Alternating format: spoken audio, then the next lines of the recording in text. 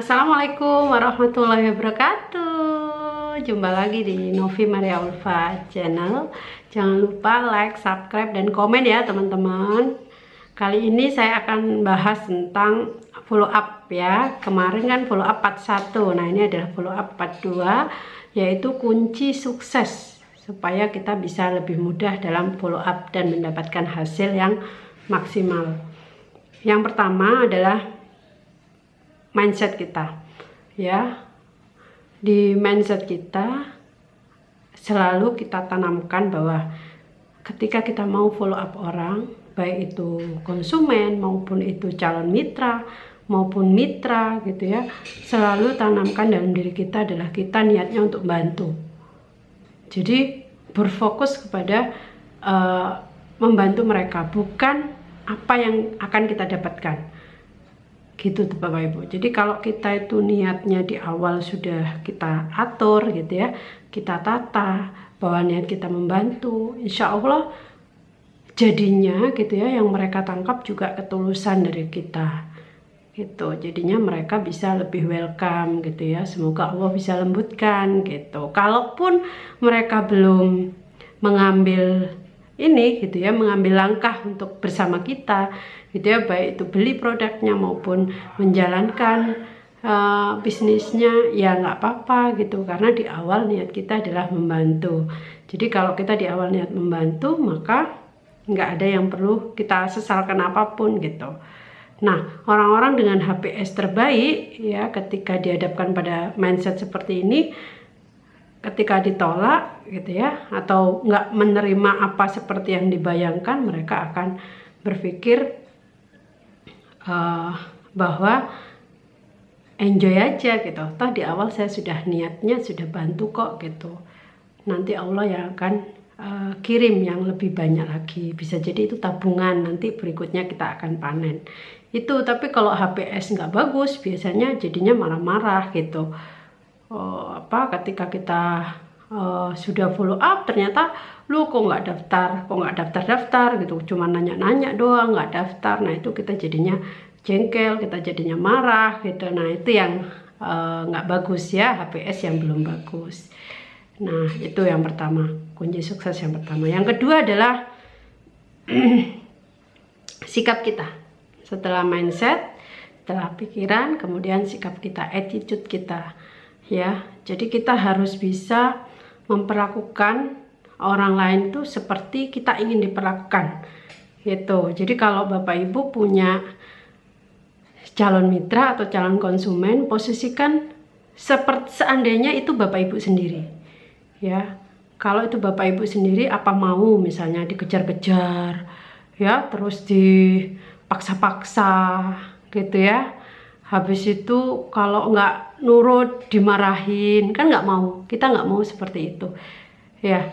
Nah sama, kita memperlakukan orang lain pun sama. Orang-orang dengan HPS terbaik, contoh misalnya ketika kita mengundang gitu ya ke seminar, orangnya belum hadir, mungkin karena dia lagi lagi ada urusan, bisa misalnya bilang, maaf aku lagi urus, ada kendala kemarin, misalnya anak aku lagi sakit. Nah kita dengan HPS terbaik akan mengatakan bahwa oh gitu ya Bu, ya udah nggak apa-apa, semoga putranya sembuh gitu ya.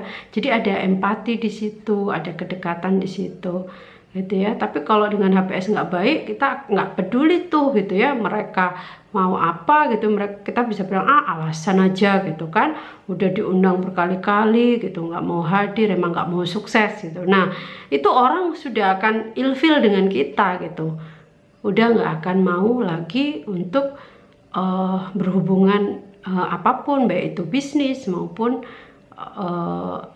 maupun hanya sekedar beli produknya. Maka hati-hati ya dengan itu, dengan attitude kita, dengan tingkah laku kita. Jadi orang tuh suka dibahagiakan dan dimuliakan. Kalau dalam ilmu manhat rezeki, sama halnya dengan kita dibahagiakan tuh dengan cara ya tadi, ada empati gitu ya.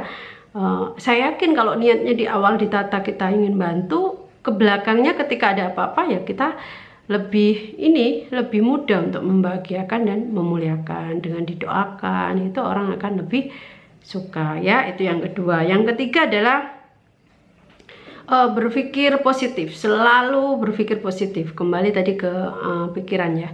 Jadi apapun yang terjadi itu mikirnya positif aja. Kayak tadi misalnya dia nggak mau datang ke seminar, oh bukan berarti dia nggak mau, mungkin ada kendala. Nah kalau kita berpikir positif, kita akan nggak menyerah gitu untuk mengundang lagi ke seminar berikutnya.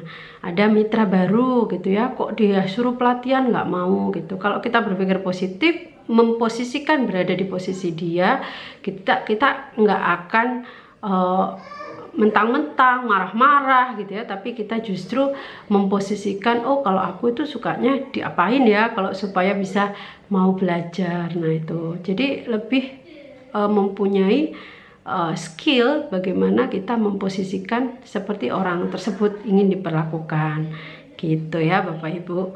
Terus kemudian adalah berikutnya adalah miliki sikap pantang menyerah, artinya tidak ada yang instan gitu ya. Follow up itu sebuah proses yang panjang gitu.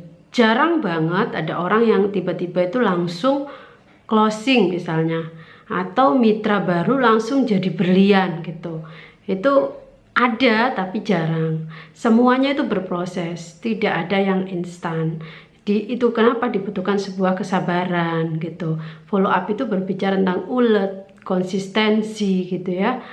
Itu tadi mindset yang baik, positif, HPS terbaik, perilaku terbaik gitu. Insya Allah nanti tabungan itu akan kita panen gitu ya. Yang calon konsumen bisa jadi konsumen loyal, yang mitra belum aktif bisa jadi aktif. Nah yang terakhir adalah kekuatan edifikasi. Jadi sering-seringlah Bapak Ibu untuk berhasil, untuk sukses di follow up adalah edifikasi. Edifikasi itu mempromosikan ya, kebanggaan, ada kebanggaan gitu loh, kebanggaan Bapak Ibu terhadap komunitasnya, terhadap produknya, terhadap perusahaannya gitu, terhadap apapun dengan cerita Bapak Ibu sendiri gitu. Bapak Ibu sukanya itu di sini usaha ini ya, itu apa, kalau di produk Bapak Ibu itu ceritanya apa. Nah ketika Bapak Ibu dengan cerita itu, insya Allah Bapak Ibu akan mudah gitu ya, mudah untuk mempengaruhi orang lain untuk segera melakukan action baik closing maupun bergerak aktif gitu ya, menjadi mitra aktif dan mitra berlian kita semua. Nah berikutnya adalah Bapak Ibu juga harus tahu tentang mungkin bisa menyesuaikan ya, menyesuaikan waktu dari konsumen, calon konsumen atau mitra kita. Contoh misalnya mitra kita baru itu kerja dari pagi sampai malam. Nah kita sekali lagi kita harus bisa memposisikan di kondisi mereka. Oh kalau begitu, kalau misalnya saya hubungi jam 10 kan ya jelas mengganggu mereka gitu ya. Nanti mungkin saya hubungi sekitar jam 8 malam gitu. Atau ketika istirahat WA. Nah seperti itu ya Bapak Ibu, meskipun mengundang pun sama. Jadi harus tahu itu, enggak pokoknya dipukul rata gitu ya, sama enggak. Kita harus bisa menyesuaikan. Terus kemudian adalah kesuksesan follow up berikutnya adalah harus sering konsultasi kepada leader sukses Bapak Ibu semua. Maksudnya gimana? Mungkin gitu ya, ada pertanyaan-pertanyaan yang kita nggak bisa jawab. Sebaiknya kalau kita belum bisa jawab, jangan langsung dijawab, tapi tanyakan kepada leader Bapak Ibu. Kalau ada pertanyaan seperti ini, saya jawabnya seperti apa ya gitu. Nah itu akan memudahkan Bapak Ibu berkembang gitu. Bisa dievaluasi gitu, follow up kita itu maksimal atau enggak gitu. Itu pentingnya konsultasi kembali gitu ya, konsultasi kepada leader suksesnya. Oke, itu saja yang bisa saya bagikan, semoga bermanfaat. Sukses selalu, segera dikirim mitra-mitra berlian, konsumen-konsumen loyal. Sukses semua. Assalamualaikum warahmatullahi wabarakatuh.